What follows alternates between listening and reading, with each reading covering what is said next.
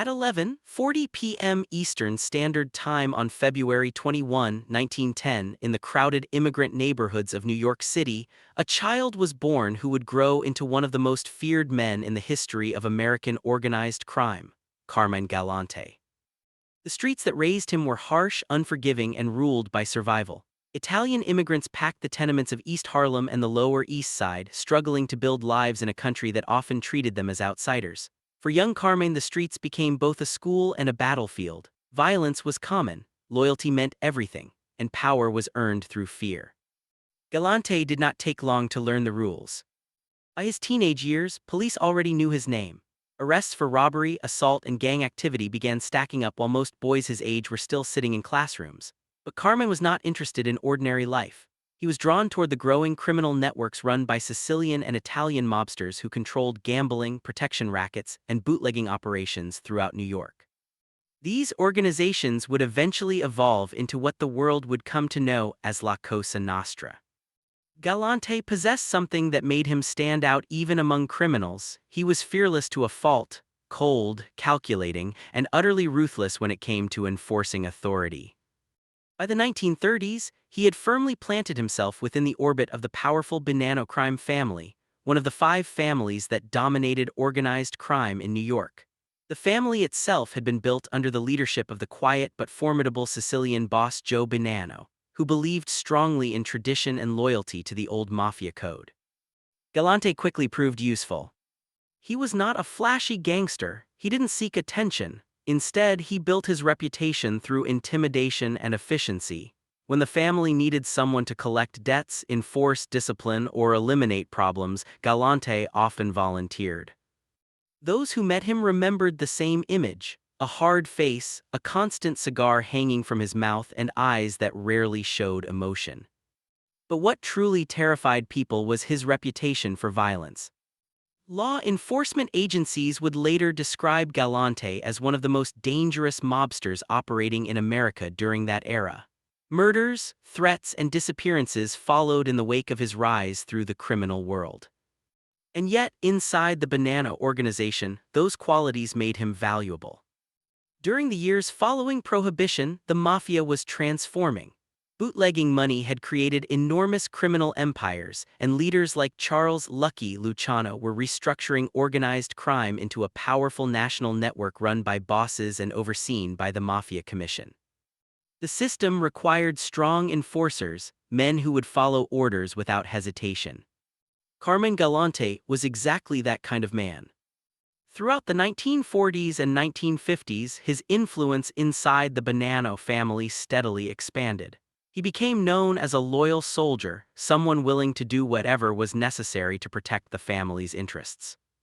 But Galante was not just a street enforcer. Behind the violence was a man who understood the future of organized crime. And that future, he believed, was drugs. While many mafia leaders officially prohibited narcotics operations because of the intense law enforcement attention they attracted, Galante quietly saw opportunity where others saw danger. The profits were massive, and international trafficking routes were expanding rapidly after World War II. It was a vision that would eventually make him incredibly powerful. But it would also make him enemies. In the years to come, Galante would rise from a feared soldier to one of the most powerful figures in the Mafia's global drug trade. His ambition would challenge the authority of the most powerful bosses in America. And in the brutal world of organized crime, power without restraint often leads to only one ending: death. As the 1960s approached, Carmine Galante was no longer just another gangster working the streets of New York. He was becoming something far more dangerous. A man who believed the rules of the Mafia no longer applied to him. And the entire underworld was beginning to notice.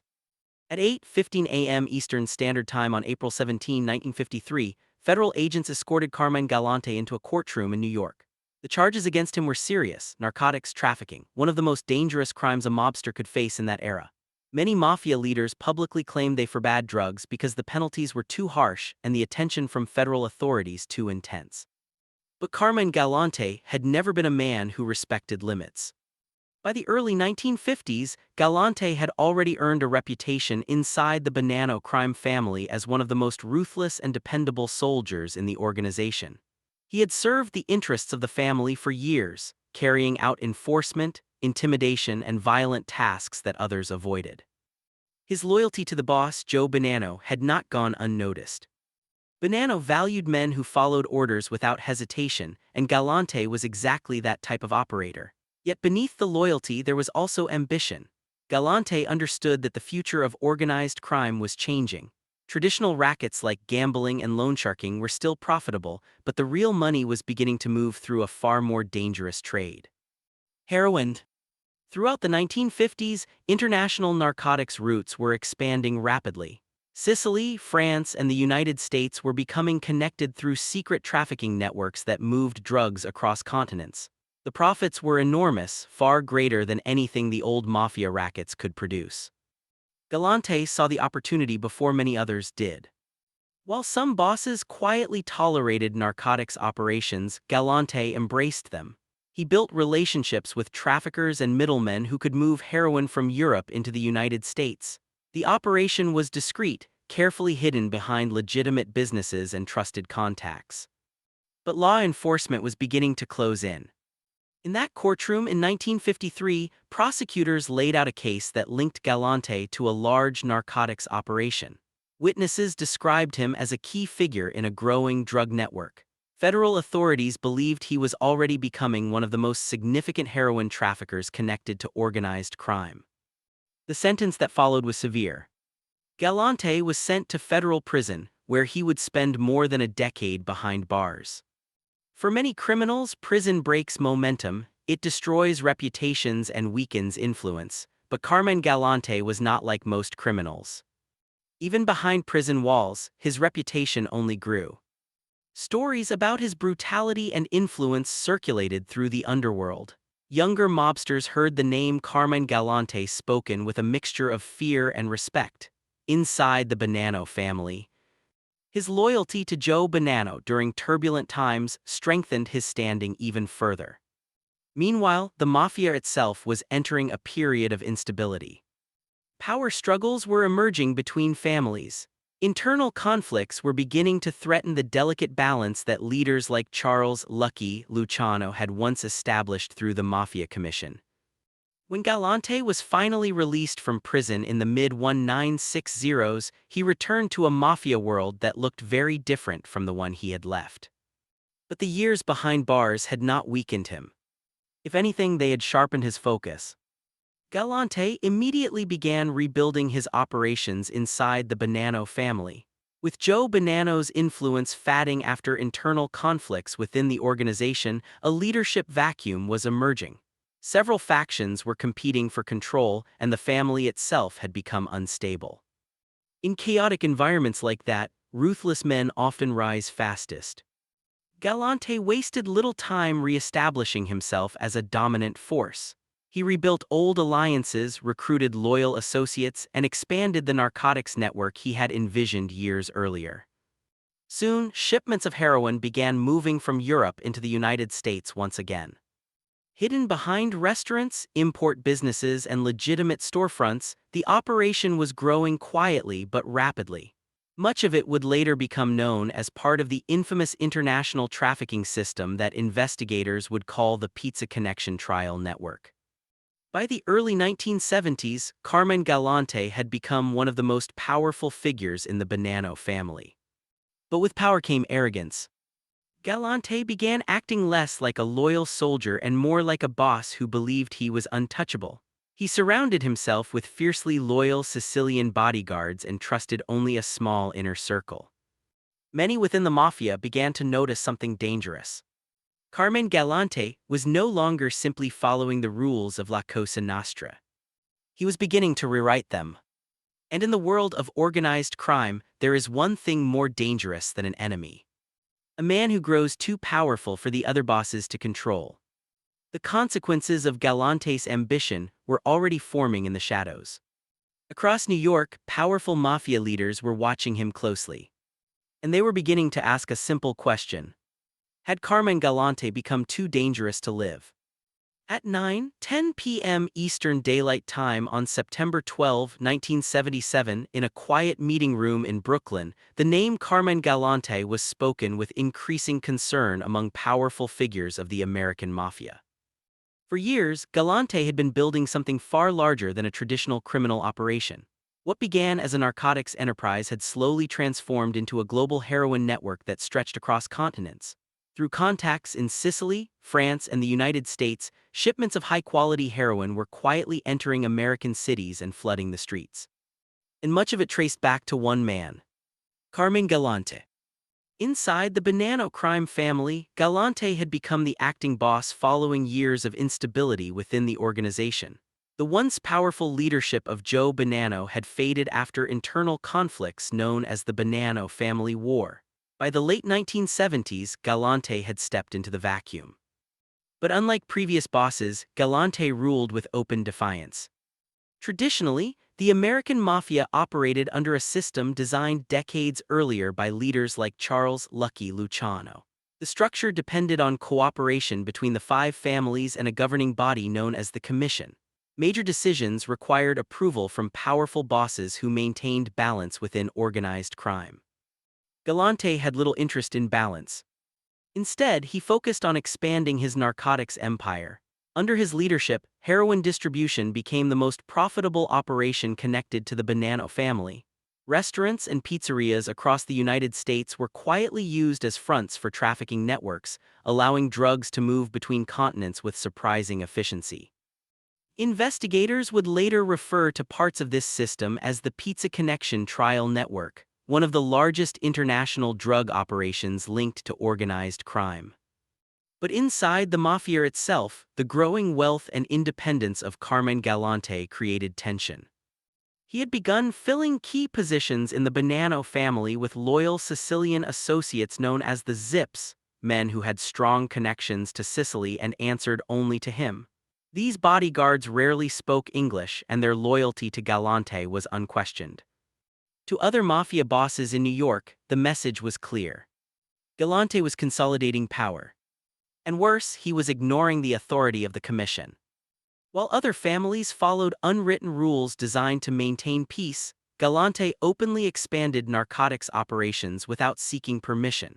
He spoke confidently about dominating the heroin trade in America, and rumors circulated that he intended to make the Bonanno family the most powerful criminal organization in the country. That level of ambition frightened the other bosses. Men like Paul Castellano of the Gambino crime family and leaders from the other New York families watched Galante's rise with growing alarm.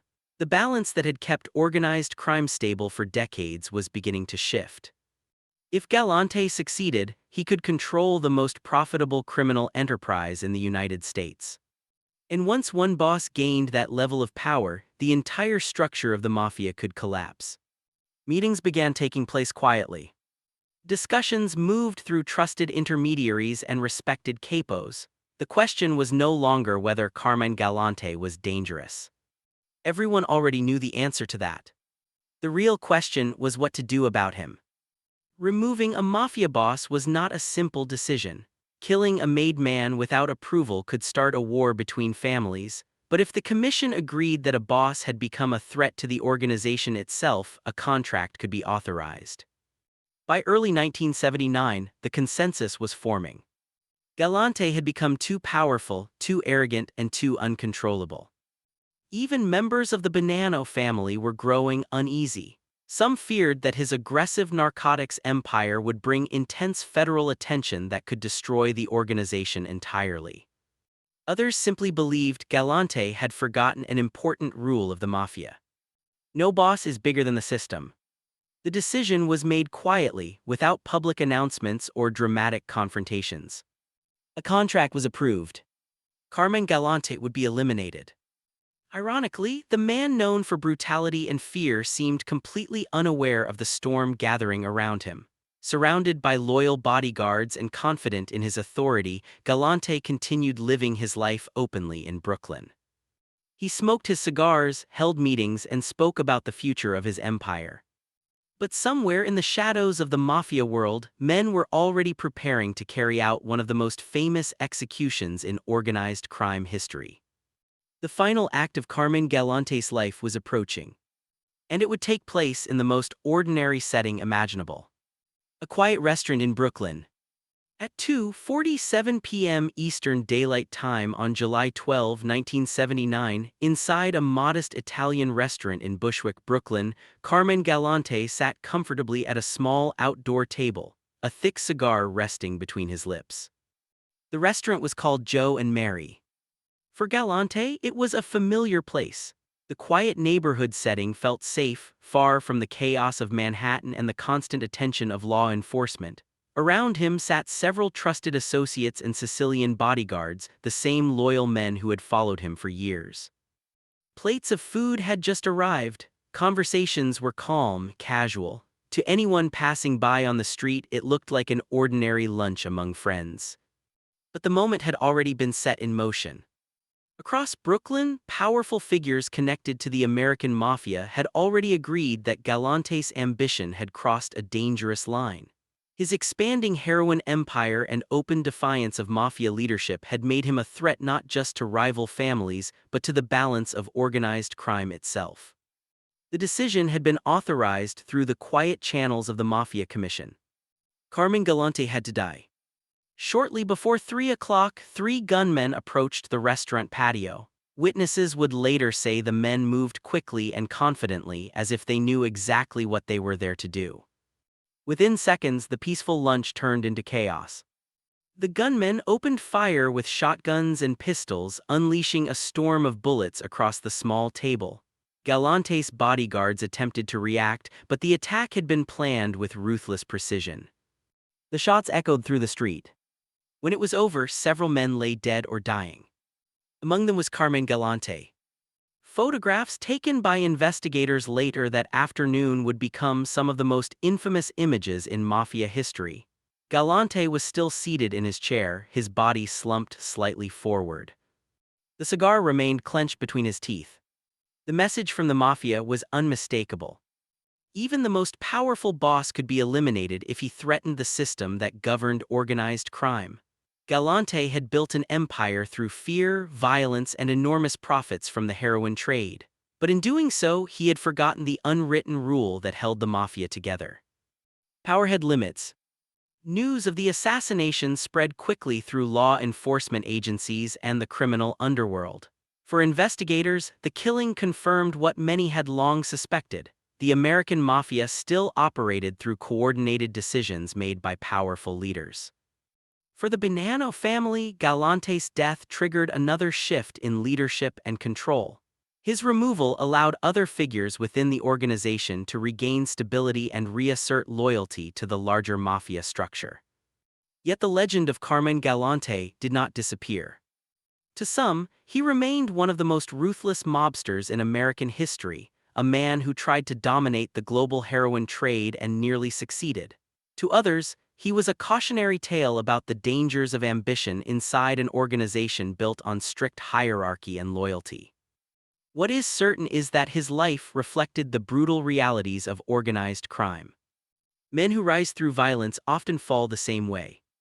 And on that summer afternoon in Brooklyn, with a cigar still in his mouth and enemies closing in from every side, the reign of Carmine Galante came to a sudden and violent end. But the story of the American Mafia did not end there. The power struggles, betrayals, and secret wars of La Cosa Nostra would continue for decades, leaving behind a history filled with men who believed they were untouchable. Until the day they were.